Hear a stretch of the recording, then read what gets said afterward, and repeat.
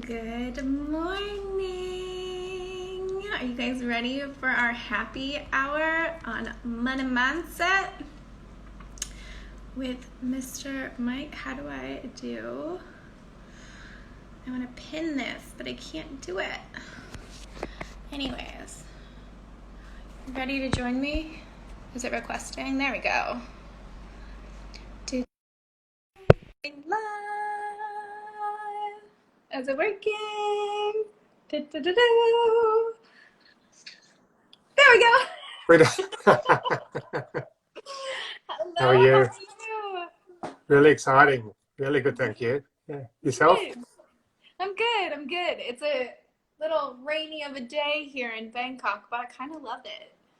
Yes, it's raining and cold Really? over here, yeah. It's I about missed 8 the degrees. Really? Yeah. Oh, no, it's like I don't even know what it is outside right now. I think it's like 8. I'm I'm so happy that you're joining us today. I'm really excited. I'm really Yes, excited. Thank me you. too. Me too. And talking about money mindset and all the limiting beliefs around that and all that. But I will do a quick little introduction of what happy hour is, and then we'll get started, okay? Great, sure. Yeah. So, for those of you that are new to tuning in, my name is Laura Martin. I am an ex self-sabotaging, binge eating, binge drinking, anxious kind of Betty of a human as a teacher turned CEO of a now thriving company that helps people suffering from anxiety and depression to heal using nutrition.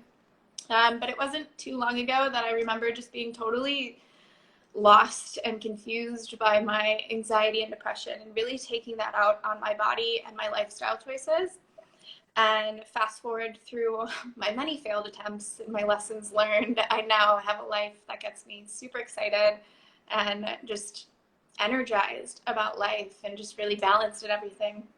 And so the whole point about happy hour is to bring people on that have inspired, share the same mindset, all that kind of stuff, and something that's really big that, I mean, when you're battling addictions and self-sabotaging, you totally ruin your bank accounts. Like there's nothing you can really do about it. And coming back from that, I mean, we're trained on such this whole money is not bad, but it's taboo to talk about. We don't really know what to do with it, so we don't learn and we shy away from it. And that was definitely something I'm still learning about, which is why I'm so happy that we connected. And so anyone that is just starting out on their journey of self-discovery or wanting to get healthy in mind, body, soul, or someone that's tried it all and is at their wit's end, welcome. This is where we're going to start taking responsibility and just really taking whatever stepping stone is, because whether it's nutrition, whether it's finances, whether it's spirituality or fitness, there's always that one stepping stone that helps us get through that door. But at the end of the day, it's all holistic, which I know we were speaking about before. It's just a healthy mindset is every pillar of your life being healthy. Like you think of the healthiest person you know, they have everything in order. They're moving, they have like good investments, they eat well, they're doing all the right things, right? So that's why I'm excited to have you on today, Michael. Do you like Mick or Michael? Mick. Cool, yeah. Mick. Okay. Yeah. Very Australian. Mick. I used to have a neighbor actually, Mickey McGuire was his name. But yeah, so I'm excited to have Mick on here. He is a financial well-being specialist, and he helps people achieve their financial goals and understand their money mindset around everything. And I would love if you can introduce yourself to everyone. Yeah, sure. No, thank you for having me. I just want to share with you, I suppose, my background. So I've been in the financial planning industry for probably 20 years, maybe a bit more. I'm showing my age a bit.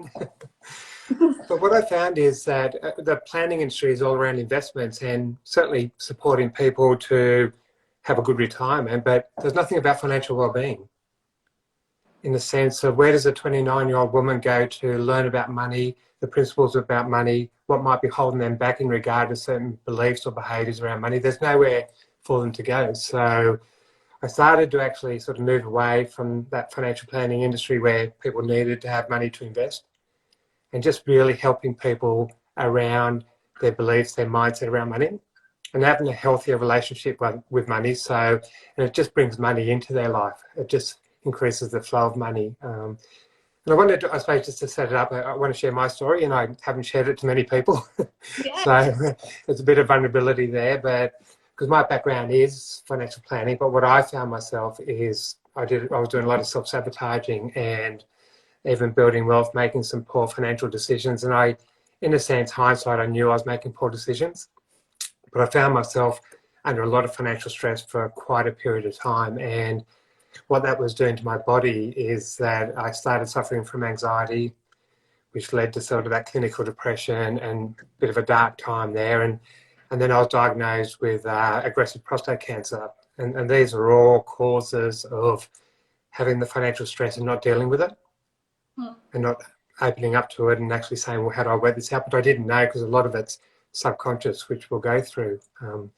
So I got over that, and then a year later I had a relationship breakdown, and it was very much around, as I said, my beliefs around money and not being able to communicate that and not having a sort of a strong relationship with money. So it was a fairly, like, that sort of 5 years of my life is you know, quite painful in a sense there, and what I lost and, you know, what I've sort of fought back. And again, I was inspired by your story where I've met a new partner and married, and we've really built up our financial independence, our financial freedom, and we openly discuss that. So the key that I want to, I suppose, share is I don't want people to go down that pathway, because there is other pathways. Exactly. And it's for people to have that, I suppose, an awareness, which a lot of it, this is subconscious, which we'll talk about, but how do you bring that up and create an awareness around your beliefs, behaviours around money, your mindset around money, and how can you actually move that, transform that into a better relationship with money, and hence a better relationship with yourself.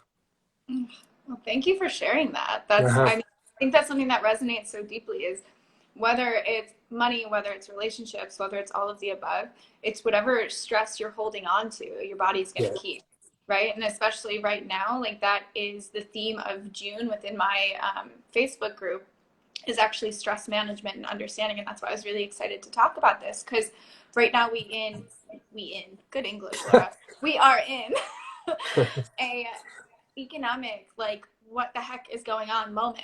And so I know there is so much fear, there's so much stress, and that can really do a lot of damage, not only to our mental state, but what that does to our body, which you said you've lived through, is it can really just cause that inflammatory markers and set off anxiety and depression and illness down the line. So I think the root thing is, why is money so scary? Like, what have you seen through your work and everything? Why is it such a taboo topic? And that's a really good question. And what comes up with a lot of people I speak with is that there's a lot of shame around money, and there's a lot of ego. So I'll share a story. So I was dealing with a female yesterday, and she shared some money stories when she was quite young. So she had actually been a bit entrepreneur and sort of went out there. She was selling pine cones for, you know, she's a bit older now, for 5 cents a pine cone. And she was doing that with a friend. And when the friend's mother found out, she dragged the 2 girls to every place there, gave the money back, and really shamed them into making money that way and taking advantage of people in their eyes. So what that's led to is that she doesn't believe she has value in asking for money. So, and she was sabotaged in regard to building success. So a lot of the beliefs and patterns that you have is what you learn from 0 to 7. It's when you're really a sponge, so you're really programming your mind in regard to what does that mean, what does that look like. And unfortunately, a lot of us have sort of unhealthy programs when it comes to money. And we talk about, there's research that says 70% of our sort of thoughts are negative. So it's, if we haven't been brought up with, as I said, healthy habits and behaviours around money, we're going to continue those.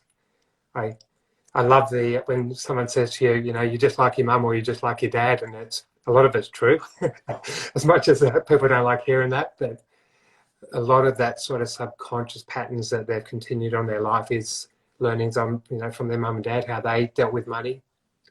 And it's not your story. This is the thing, it's someone else's story that you've been programmed, and you can change that. But it is, as I said, there is a lot of strong emotion around money, where I should be in life, you know, what am I doing wrong? You know, money just flows through me. I've got no control over it. There's a lot of, as I said, very strong emotions when it comes to money. And especially, like, you touched on a lot of things, because growing up for me, my money situation, like my family's money situation was very different. So like the way my mom, she was very, like when she passed, my mom had every single thing from the year I was born to the year she passed. So it was so easy to hand it over to lawyers. It was just like, here we go. But like with my dad, it was just like money comes in, money comes out, have no idea. It's a cluster. And so now, like when you were saying that, I was trying to get to like, well, what is the root of my money mindset? Like, how would you encourage someone to kind of dive a little bit deeper into that to figure it out? Yeah, and that can be a bit overwhelming for people. There's a lot of trust in that. So, and everyone's got a money type. So there's 8 different money types where a lot of them are sort of negative, self-sabotaging. And when we actually delve into that, it gives that sort of money type a story. It gives it a voice.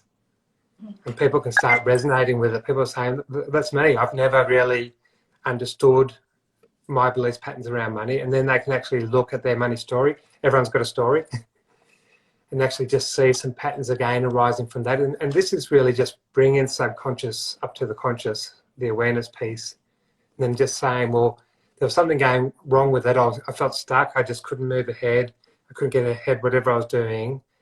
I've got such an awareness now. I want to change it. What's the next steps? What do we do around money? So again, getting it from that subconscious where it's sort of a deep belief, and getting it to the conscious where you can sort of reprogram, challenge, and set some better habits. Yeah.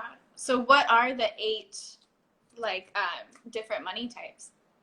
Good question. Yeah. So really the ones that I see a lot of now, especially in today's climate, so there's that sort of innocent money type where you don't look at your finances. If you don't actually look at it, it's not there, and you're just going to get into trouble. So that's and there's so many people in that sort of position there, and I was guilty of it. It's empowering to actually look at where you are, you know, take stock of where you are and where you want to be, and take some accountability on that. So that's a money type I see a lot. One is a sort of a victim mindset where they've got a story which they just continue in their life and it doesn't serve them. But again, there's some self-sabotage that will go on there in regard to their beliefs. They keep themselves at a certain level, so it sort of supports the story. But the story doesn't serve them, and it's not to diminish the story, it's just to love and acknowledge the story and say, well, how do I move forward now for to live my best life? And the other one I see is a martyr, which is, so they're always giving. And this is a lot of women. So they give a lot of themselves there financially or their life in a sense there. But a lot of times they want something back. They don't know how to ask for it. So they at the same time feel let down. So they're in a sort of a position there where they don't feel heard. They don't feel acknowledged. And again, there's some self-sabotage that goes on there. Another one is a sort of a full mentality where I live for today. So I don't care about tomorrow. So I'm just going to, whatever money comes in, I'll spend it or spend more. It'll work its way out. And generally speaking, they get into a bit of trouble in regard to that. But the two that are quite strong for, I suppose, building confidence, building independence, freedom around money is an archetype where you actually take responsibility, take accountability. It's called a warrior archetype, money type. And the other is the magician. So that's just believing in the universe, believing in yourself that you're worthy and that there's an abundance. So I do a lot of mantras around sort of money flows freely to me. You know, I'm deserving of receiving money and just believing that you put yourself out there. Yes, you have to take actions, but you are worthy of receiving. And a lot of people need to learn that. A lot of people, I suppose, need to, forgive themselves and to show themselves a bit more love. Yeah. I mean, there's, and so much in you, like what you said, like a lot of stuff came up for me, and I'm like, it's when getting comfortable with the numbers. Like, I can't tell you, I have like this mentor and she keeps being like, numbers are sexy. And I'm like, what? They're kind of terrifying. That's funny. Yeah. But it is, and it's, I feel like like you have to kind of make them fun and figure out a way. Because like when I was growing up, math was one of my favorite subjects. That was like my accelerated program, all that kind of stuff. But then when it came to finance, like I got a credit card at 18 and like no one should have, like you should have a credit card for your credit score. But like then you go to college and you buy all the shots at the bar and you don't realize it's not just fun tokens. And then it's this whole thing. I'm just like, I look at the whole story that I told myself on, and like then as how that's playing into the current present situation, it's like, oh, that makes a lot of sense. Like, exactly. Yeah. And that's that awareness. So that's really starting to come through for even you. So you're just starting to go, well, what was my background? How did I behave? And that's just starting to bring into your conscious, which is beautiful. Yeah, because it is a thing as well. Because I know one of the first early signs of like addiction and all that kind of stuff is overspending of money, and you buy all this kind of stuff and you take it out in that way.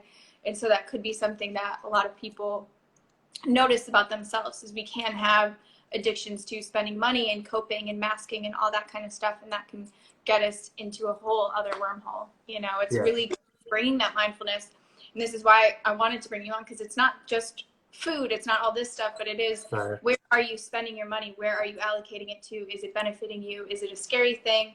Is this gonna bring up my lifestyle more? Because we do see a lot of people where they're like, oh, like healthy is expensive, but happy hour is not. Like it's this weird mindset that people have, and it's so different. So what are some initial steps we can start taking to clean up, I guess, our money mindset or detoxify it a little bit? Yeah, I think when you identify your money mindset or your money types, there's some, as I said, that are more self-sabotaging than others. And so, but I think I hate the word budget. It's negative. People hate it. So I call it intentional spending. So you're in control. So it's really just saying, well, what's more important to me? Like I've got a dream of going overseas to Europe in 3 years' time. That's really important to me. And the experience is going to be whatever. But you start setting some goals that mean a lot to you, and getting clarity around that, and just saying, well, how do I get there? I really need to look at where I am now, what I'm spending, and I make choices. And I actually want that holiday. That's more important to me than going out and doing, shouting the bar or whatever the case may be. So it's really just setting, I suppose, some clarity around what's important to you in your life. And just saying and it starts shifting that sort of mind. Then when you set up a separate account there, so you start seeing that build, you become proud of yourself. You actually see that just by me doing this minor change, I'm actually seeing such a big difference there. It's going in every fortnight, whatever the case may be, and I'm working towards that $20,000, $10,000 European trip, and I'm doing it myself. I've created that. I agree. I mean, the reward system is so handy, but I like that you say it's intentional spending, because it's everything, right? Like if we're doing mindless spending, or we're just coping, or we're just living through life without actually pulling ourselves back and being like, where is my money actually going? Which so I used to use this app called Spendy. I don't know if you've ever heard of it. It's kind of, because like I can bring it back to maybe like what my followers kind of know is like calorie tracking, right? Like we put all this stuff in our mouth, and the only thing that I actually like about calorie tracking is nothing related to the calories. It's just you're being mindful of what you're putting into your mouth. And I think the same thing goes with tracking your spending for a little bit of time, just to see where it's at. Like it's not something I mean, running a business and stuff, you do have to track where your money's going, but like what you're often spending your money on. Are you ordering too much takeout, or do you drink too much? Are you buying too much stuff off of Lazada? All like, yes, like exactly. And then bringing mindfulness and being like, oh, like, do I really need that? Or like, can I put a jar over here, and this is my intentional spending? Like this is, I want to get healthy. This is how I can do it. I want to go on this trip. This is what I can do, and kind of getting awareness around that. So it's not so scary, because budgeting, like that's just not sexy. Like that's not a fun word to use. Exactly. And it's interesting, because I had a client the other day, and they said that if I'm scared to do a budget, but when you actually do it, it's not as scary. So the fear that you're holding in your body for not doing it isn't as bad as actually doing it. And I want to share with you that generally what I find for clients, there's money wasted everywhere. So they're paying too much on their home loan or their spending habits, and we can generally find $6,000 to $12,000 a year just on being smarter. So that's pretty powerful. So they're going, one, I've taken control. This is what I'm spending, and just giving them some guides, some tips, and strategies to reduce that or negotiate with banks, whatever. And that's a massive saving. So again, if you're looking at someone saving $10,000 a year, that's in 2 years, that's a trip overseas, and they're not really changing their lifestyle. So they start to get their power back. They actually start to get confident, and that's not as scary. That's pretty actually, when you said it's not exciting, when they actually go, well, that European trip in 2 years, that's exciting. Yeah. Yeah. And I mean, that makes it more fun. If you came to me and you're like, hey, we get you $10,000, I'd be like, ooh, how? Yeah. And it's funny because people, generally speaking, they're overwhelmed when they first come to see me, and they're a little bit scared and vulnerable, and then they're going, when do we start? You know, I want to take charge. I want to sort of the things that I really want in my life. You see that shift, and that's the exciting bit. That's where sort of my passion comes in, to be of service and get people to live their best life. So it's pretty cool.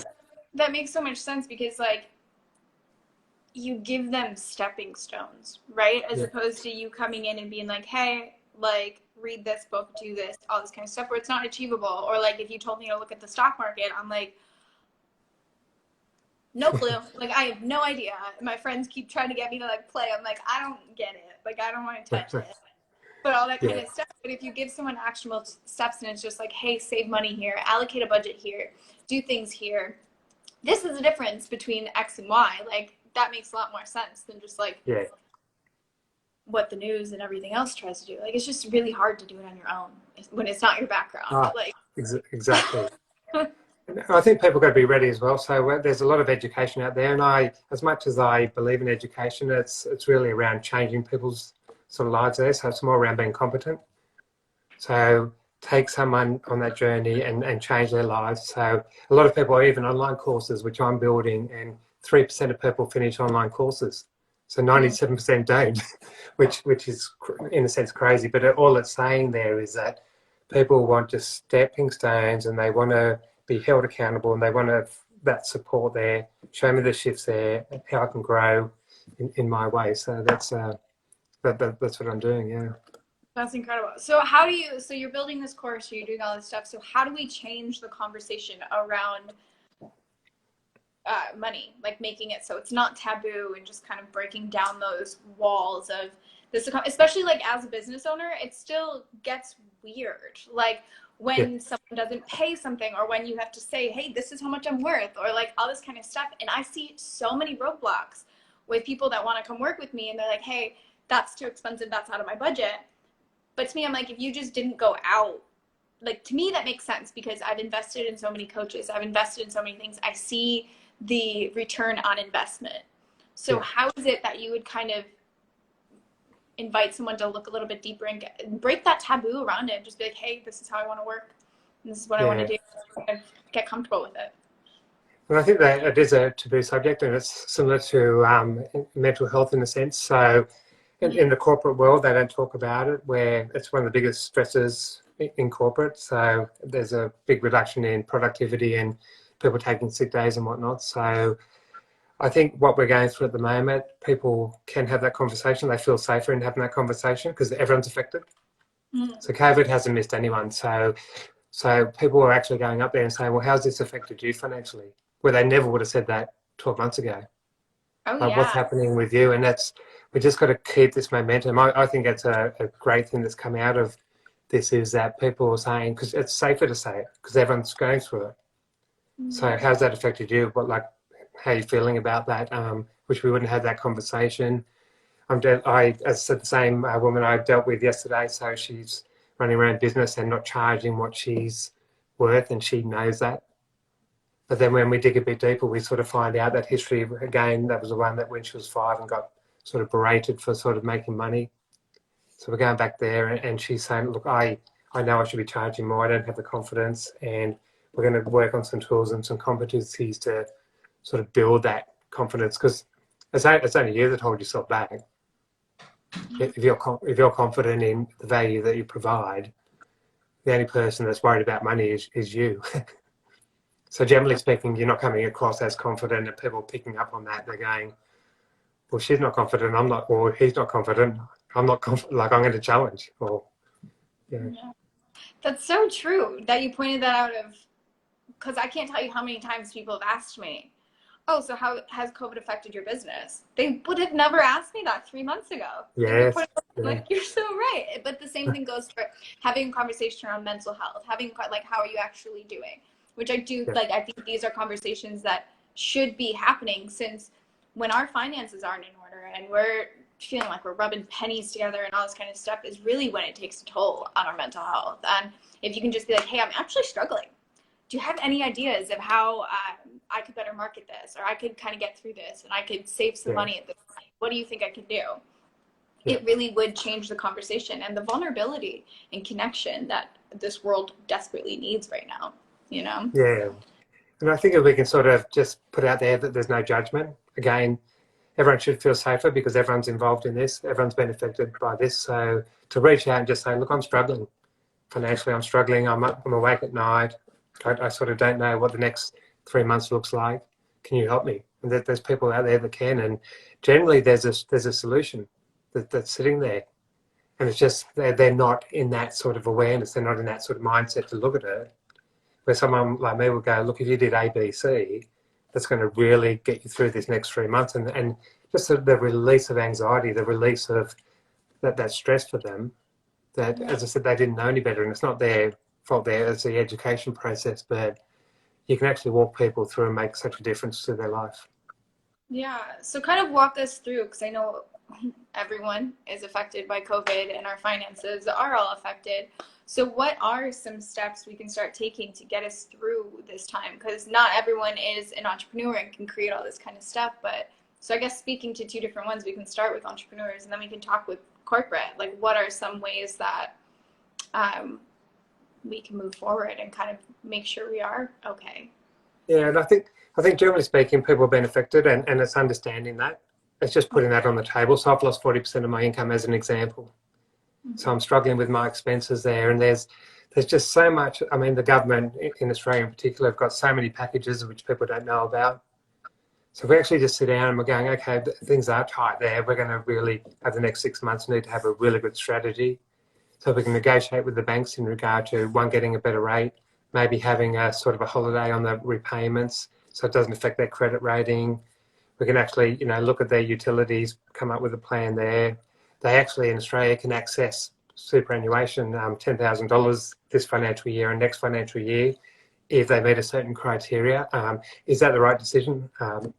Each client's different in regard to, because superannuation's for the, retirement. But if it's going to get them over this hurdle over the next 3 to 6 months, there's just so much opportunity, Laura, that we're just going to say, well, here's all the strategies that we can consider. What's the best for you? But as I said, they can walk through this. Everyone can walk through this in the next 3 to 6 months, or 12, however long it's going to be. Yeah. And it is, what I'm seeing here is that people are willing to help as long as you're willing to actually talk about, like, hey, financially, I'm struggling. This is what's going on, and kind of looking at that. But it's going back to the first things that we talked about, is tuning into, one, what is your money spending habit?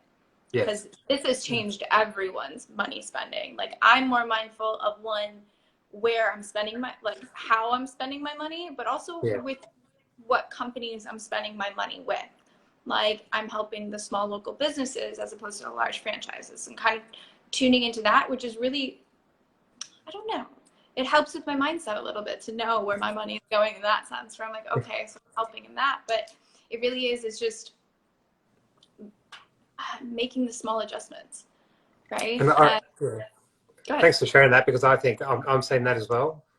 So we go to the farmers markets locally and buy all our fruit and vegetables there. It's fresh anyway. It's a bit more expensive, but I am seeing a shift and talking to people, and they're going, well, how do we support local businesses, cafes, restaurants, when they're coming back on? Let's get out there. We're doing a road trip as soon as we can, and with a few of us going down the coast there and just going to different towns and regions that are struggling. And that's exciting for us, but it's a part of giving back. Yeah, it's making the cycle, right? And that's what it needs to keep going is just, it's not spending unless like you literally cannot, but it's just where can you spend that will keep this cycle going, that will keep businesses alive, that will help support the community and all that kind of stuff, as well as benefit you. Like also shopping at farmers market, that's better for you than so it benefits both for sure. For sure. So what would you say as like some unhealthy habits that people can start to get rid of during this time that maybe they're not even aware of that they're spending because they're so disconnected in that kind of sense, or they're just so used to it? What are the common unhealthy habits you see people have? Yeah, it's generally around sort of diet and potentially drinking. It's sort of numbing where they are at the moment is what I'm seeing a bit of, and there's a lot of literature, a lot of education around that, which is sort of potentially increasing the mental health issues. So it's really just saying through this, how do I look after myself the best that I can? There's a bit of that online shopping going on. Again, that's a bit of therapy in the sense there, so I want to feel good. So it's really, as I said, they're the two key areas that I'm seeing a lift in particular. And it's just saying, before you do that online shopping, do I need it? What's that going to do for me? Because a lot of it can start to be a habit. I'm going to do that because it just, I get this box and it's exciting, and or I'll go out and have a few more wines or more beers there, but then I wake up and I'm a bit flat for the next day or two. So it's really, again, being that more conscious, what's changing, what's driving that. And if it is, as I said, you feel a bit more stressed, a bit more sort of anxious where we are at the moment there, it's just saying, well, can we do some meditation? Can we do, breathing? I'm doing a lot of breathing work at the moment, and we're started doing a lot more meditation because we know we just need to be in that space. We need to be quite conscious, through these times. So it's not sort of being reactive. We're quite proactive, where we are. So it's saying that, will that be a service to us going out there and doing those sort of things? But they're the few things I'm seeing, generally speaking. Yeah, I think that's the biggest part, is being reactive as opposed to, or being active as opposed to reactive, right? Right now it's such a very, we were on lockdown for 2 months, and I was like, okay, no drinking, no doing anything. You're not spending any money on that. It's just also not good for your mental health to be locked by yourself in a foreign country and like drinking alcohol. Like that doesn't seem like the best thing to be doing right now. But I did end up getting a online shopping addiction, and like, granted, like I needed to refurnish my entire condo, but I then started buying all this paint supplies and everything. I don't paint. I don't do art stuff. And after like this whole spectrum of all this paint came in, I was like, okay, we're done. We're deleting that app. And I was like, funny. you're clearly anxious, and like I was like, I'm looking for a hobby, like doing all this stuff, and I was like, Laura, what? Like you just picked up one, like you gave away one thing to pick up another. Like sit down. And there's so many other like free things that you can be doing, right? Like, so I've been doing like 10,000 steps every morning. It's more meditating, it's more journaling, it's stuff that doesn't require me to, and a big thing that has come up for me has been money mindset, and how I have this underlying fear and how I'm spending money. And I was really projecting it into the world of just like, oh, everyone else has all this stuff, like I'm fine. But then I saw like this like inner mean girl coming out anytime like I would spend money. It's like, oh, are you worth it? Like, are you worth this? And that's a huge thing a lot of people suffer from, right? Like we have no problem spending on silly things on Lazada and Amazon, or like drinks at a bar, but if it's like an investment in our mental health and wellness, in getting a massage and getting our hair done, and investing in health and wellness or coaches or specialists, any of that stuff, it's like, am I worth it? Like, and that's something I really sit with, I think, and that's, I mean, I'm a big believer in that your thoughts become your reality. So it's really what you're thinking about, putting it out there to the universe. It does come back. And a lot of people, as I said, have got a history of not feeling worthy, or, what am I to be able to do this and do that? And that's that sort of growth, that sort of mind growth, where you can be the best in your life and generally be successful the more you invest in yourself. So again, that's that sort of self-sabotage comes in, that limiting mindset, which says that that's my barrier, that's my programming. I can't go above that. I'll do something to keep me there, which I see a lot of. Yeah. So That's like kind of like a set point. Like you're like, this is Exactly, yeah. No, I heard a good phrase. So it's really supporting people to break that ceiling, or to smash the ceiling. Don't break it. You know, just go to where they should be. Just yeah. everyone's got that journey, and they just got to believe in themselves. But they do have to do a bit of work around, you know, sort of their past in regard to programming and why that's occurring through their life, so they can actually break through that ceiling.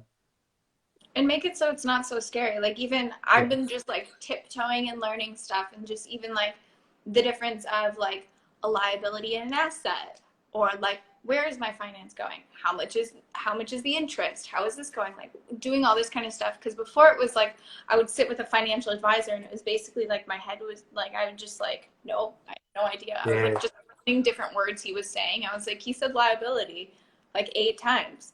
I have no idea what that means. And like being able to ask these questions and comfortably say like, I don't know what the heck you're talking about, but I'm willing to learn. And I think that's something that we all don't.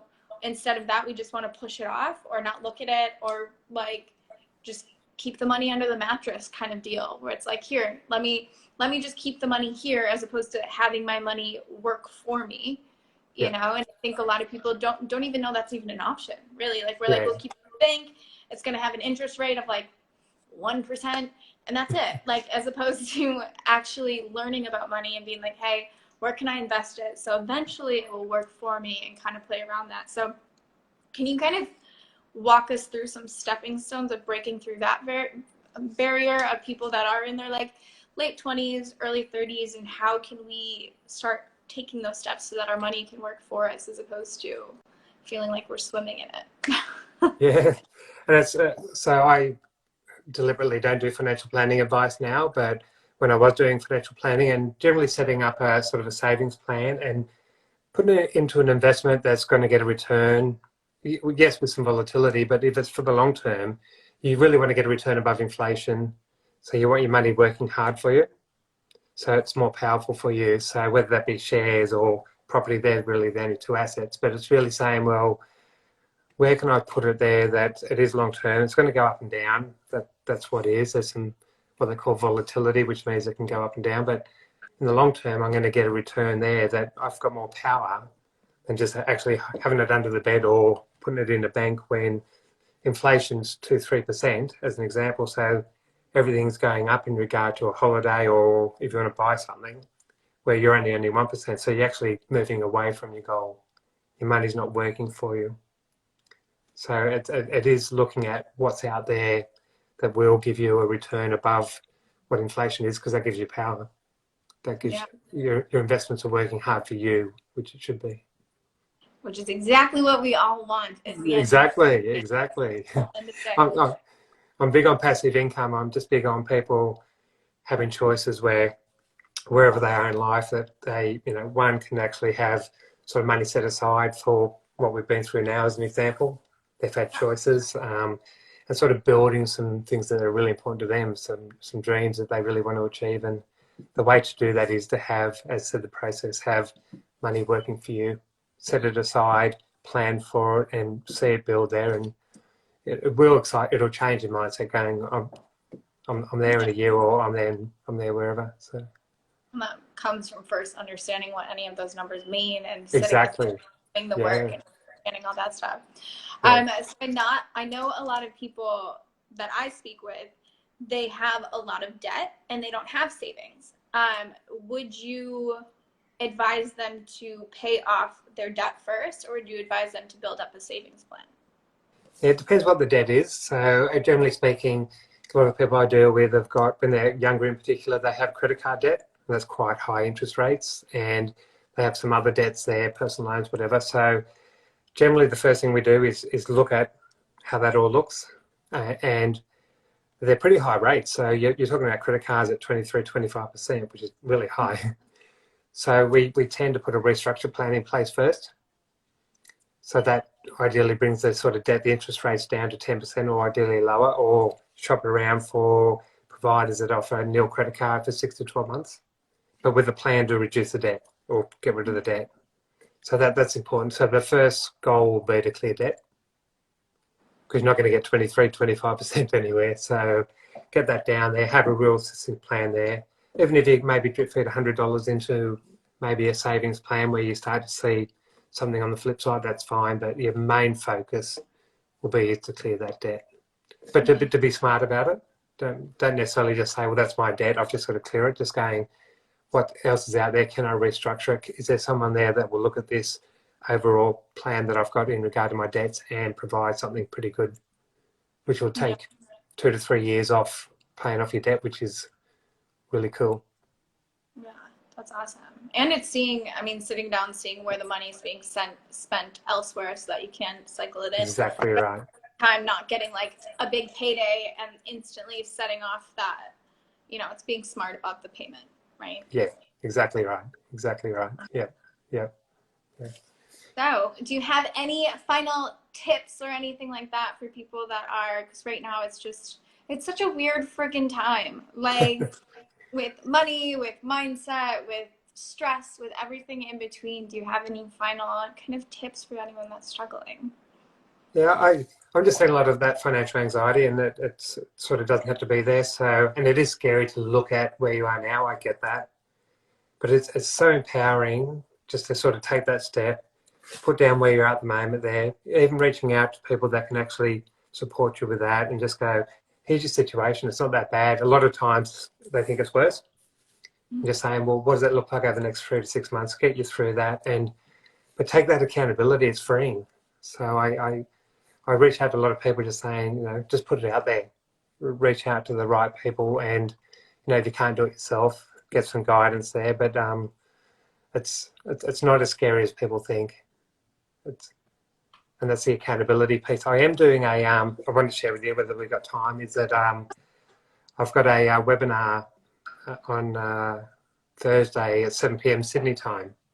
Oh, perfect. And it starts to talk about a framework, stepping out a bit of a framework around your finances, how to support you better there. But it also delves into a bit of money mindset. It's only sort of 45, 50 minutes, so you can't go into too much. But again, ideally people taking notes, people are actually saying there's a bit more depth there.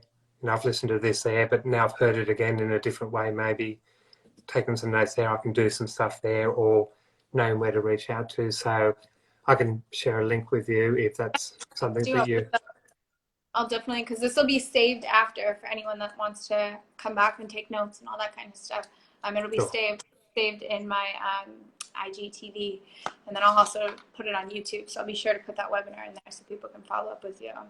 Yeah, sure. Thank you. At the end of the day, that's like, it's just shining the light on the shadow. And I think that's what needs to be addressed in every area. Like, I do it with mental health and wellness, you do it with finance. It's just being like, hey, it's not that scary, and it's not taboo, and we don't need to not talk about it, because that's just going to make it so much worse. We need to address it. You need to look at your shadow and be like, hey, this is my problem. Oops. Like, take responsibility. And that doesn't mean you're wrong or broken and there's no solution. It's just, hey, here is the stepping stones to get out of that, right? And I don't think people have been given that opportunity to actually sit down and see a path, because we have shamed it our whole lives. We've made it taboo. We've said, hey, we don't talk about it because we see the Kardashians and the rich and the famous, and we see all these people like jump roping gold, that like, it's like, oh no, no one has this credit card debt, no one feels this way, and all this kind of stuff, when really it's like, actually pretty much everyone does. Yes, exactly. Like, I don't really know anyone that's just like, nah, it's fine. Like, even when you have more money, you still have that issue. So it's really getting to the root of what your money mindset is. And like you said, it's 3 to 6 months. Like, it's not like tomorrow you wake up and all of a sudden it's like, woohoo, like everything's changed. But these are the stepping stones to get you there. And it does take time. It took you your whole life to have that money mindset. It's going to take you a little bit of time to undo it. Like, not as much time as me. Exactly. You did all the trials and errors. So exactly. but that's why we thank you for sharing it with us. And I'll be sure to share the link below for your webinar on Thursday. And then I'll be continuing this conversation within my Facebook group, Happy Gut Gang, where just talking about stress management, really kind of where everyone's belief systems are on money and all that kind of stuff. So if you guys want to come join us in there, I'll do. But Thank you so much, Mick. Where can everyone come reach out to you if they want to set up a consultation or anything like that? How can they get in touch? Yeah, so they can have a discovery meeting. So they go to my website, which is www.𝐻𝐸𝐼RE.com.au. Hit a button there, and we can organise a 30-minute discovery meeting just to, as I said, get them talking about where they're at and how we might be able to help them. There's no cost to that. That's just to see whether we can add value. Awesome. Awesome. Well, thank you so much for coming on here. And I'm sure I'll chat with you on LinkedIn soon. It was lovely to see you again. Thank you. Good to see you. Have a good rest of your day. All right. See you later. Bye.